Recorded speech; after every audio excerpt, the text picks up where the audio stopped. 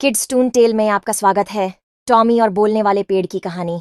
एक समय की बात है, एक छोटे से गांव में जो पहाड़ों की चोटियों और झिलमिलाते जंगलों के बीच स्थित था, वहां एक जिज्ञासु लड़का नामक टॉमी रहता था।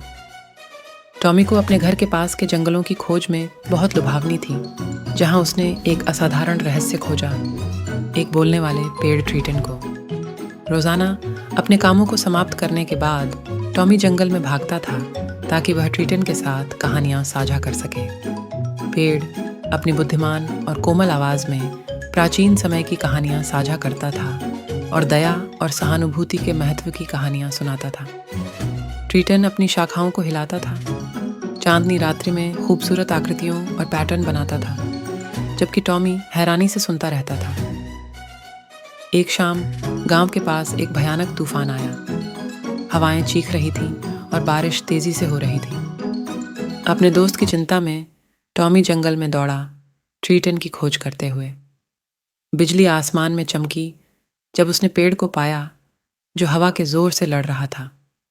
जितनी भी ताकत थी, टॉमी ने पेड़ को बचाने के लिए प्रयास किया।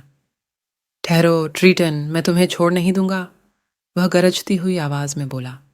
टॉमी की दया देखकर जंगल के अन्य पेड़ भी मिले।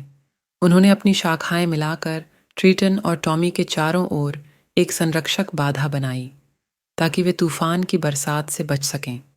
तूफान शांत होते ही ट्रीटन ने टॉमी को उसके अटल समर्थन के लिए धन्यवाद दिया।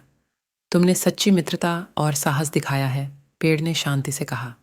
याद रखो, दया और सहानुभूति किसी भी तूफान को सह सकती है और सच्चे दोस्त हमेशा एक दूसरे के साथ खड़े होते हैं।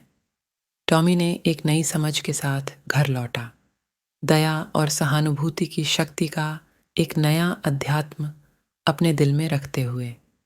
उसने उस दिन से आगे इस सब को अपने दिल में रखा, हमेशा मदद करने के लिए तैयार रहता और ज़रूरतमंदों के लिए एक दोस्त बनने को।